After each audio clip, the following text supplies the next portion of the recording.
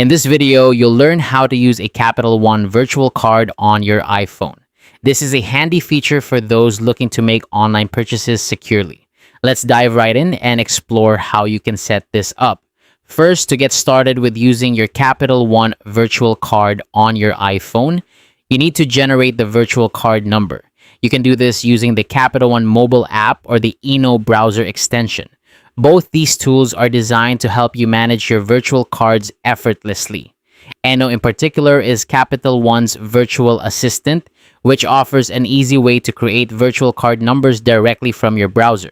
Once you've generated your virtual card, you'll have all the necessary details at your fingertips: the card number, expiration date, and CVV. Now that you have your virtual card details, it's time to make a purchase. When you're ready to check out online using Safari or within an app on your iPhone, manually enter these details just as you would with a physical card. It's as simple as that. This is particularly useful for those who prioritize security, as virtual cards help protect your actual card number from being exposed. For even faster checkouts in the future, you can save your virtual card details in Safari Autofill. This feature on your iPhone is a real time saver, automatically filling in your payment details when you shop online. To do this, just go into your Safari settings and add your virtual card information to autofill. This will streamline the payment process, making it quicker and easier the next time you make a purchase.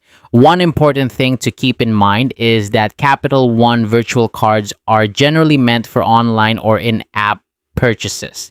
They aren't designed for in-store payments through Apple Pay.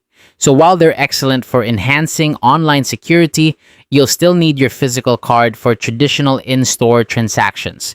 And there you have it. That's how to use a Capital One virtual card on your iPhone. It's a straightforward process that offers an extra layer of security for your online shopping. We hope you found this guide helpful and that you feel more confident using virtual cards for your purchases. Thanks for watching and happy shopping.